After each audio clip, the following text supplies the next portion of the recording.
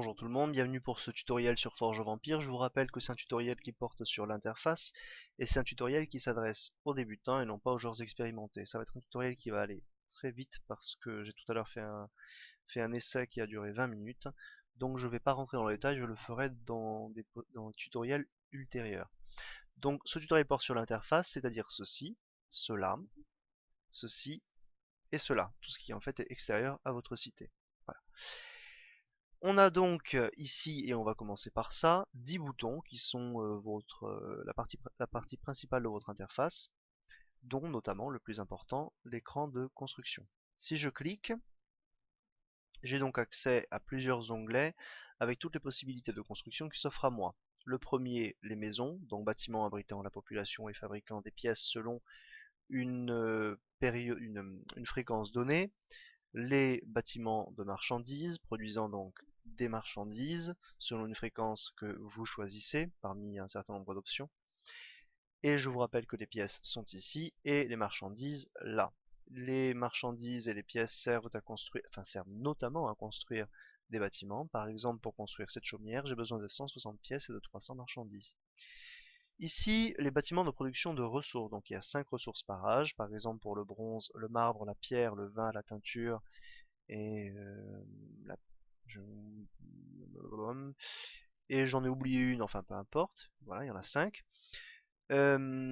Pour construire un bâtiment, il vous faut une population disponible. Vous voyez ici que en dessous de amélioré par roche de marbre, on vous dit que ça coûte 340 pièces et 490 marteaux à produire, et à droite, on vous met deux petites têtes et on vous dit 108, ça veut dire qu'il faut 108 personnes dans la population disponible pour pouvoir construire ce bâtiment.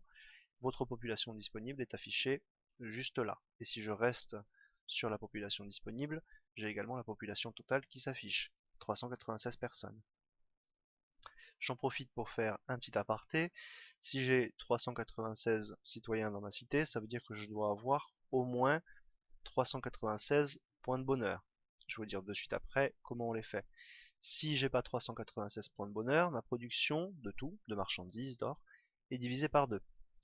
Si, comme dans le cas présent, j'ai nettement plus que 396, eh bien, j'ai ma production qui est augmentée de 20%.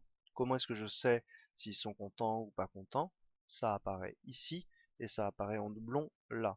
Vous voyez qu'ici, le petit visage sourit, ça veut dire qu'ils sont contents.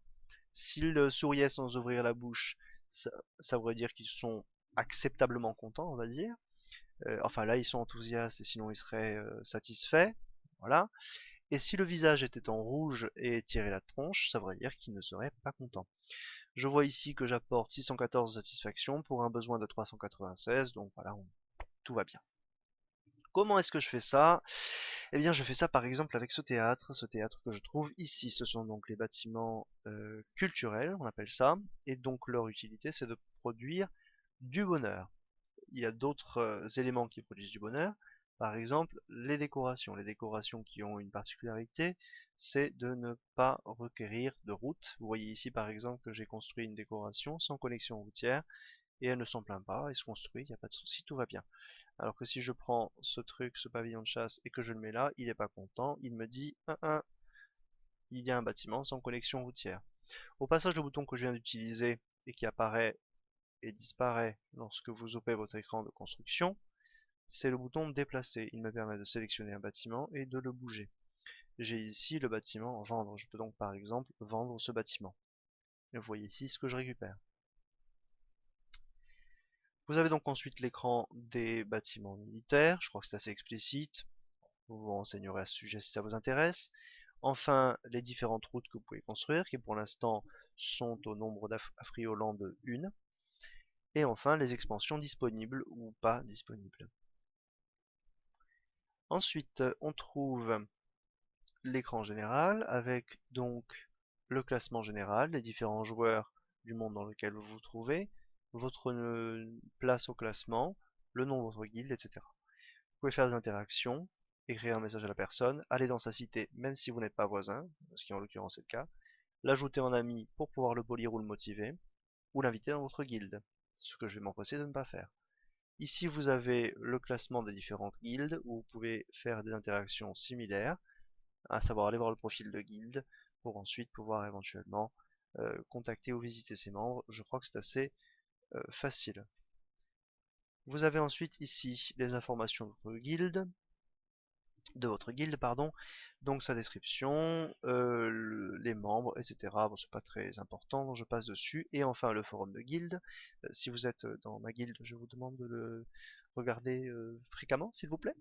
Dans lequel vous pouvez trouver des informations importantes. Le forum de guilde, vu qu'il est permanent, c'est pas comme un fil de conversation qu'il faut refaire à chaque fois qu'il y a de nouveaux arrivants. C'est un bon moyen pour stocker l'information. Allez, petite aparté encore une, je vois ici qu'il y a des caisses sur mes bâtiments, ça veut dire que hop, je peux collecter. Voilà, je le fais.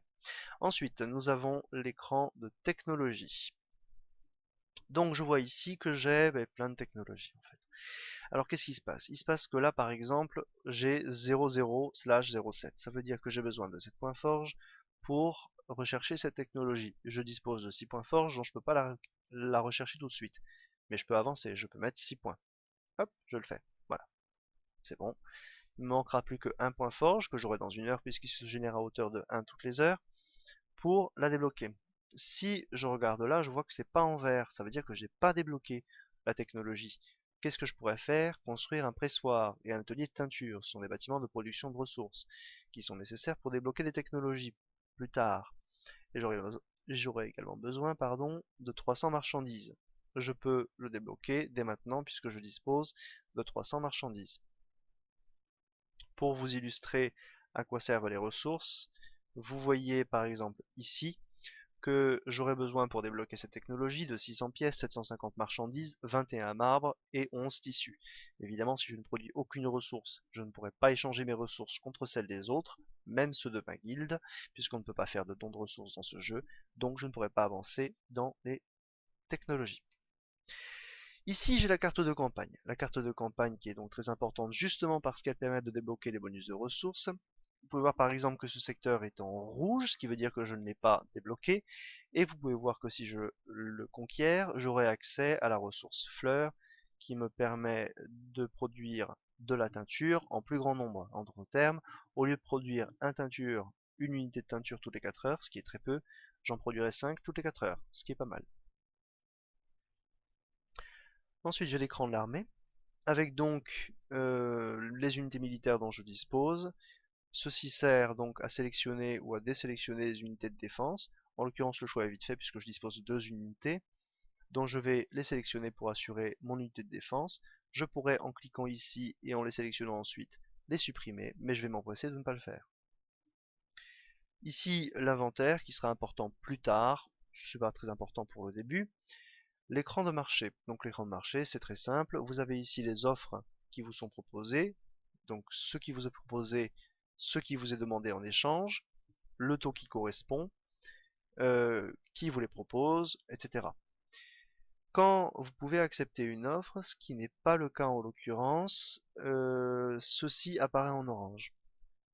Vous pouvez ici choisir de ne regarder que les offres de la guilde.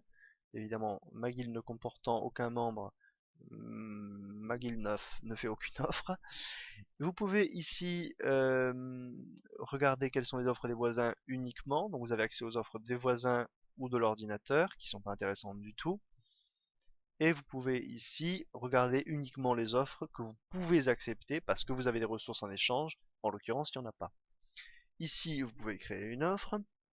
Ici, sélectionner qu'elle soit disponible uniquement pour la guilde. Et ici, voir les offres que vous avez faites. Voilà. Continuons. Vous avez donc ici la messagerie. Bon, je crois que ça, c'est relativement explicite. Uniquement un petit détail. Ceci clignotera lorsque vous avez reçu un message. Il clignote pas beaucoup non plus. Vous attendez pas à ce que ça vous aveugle.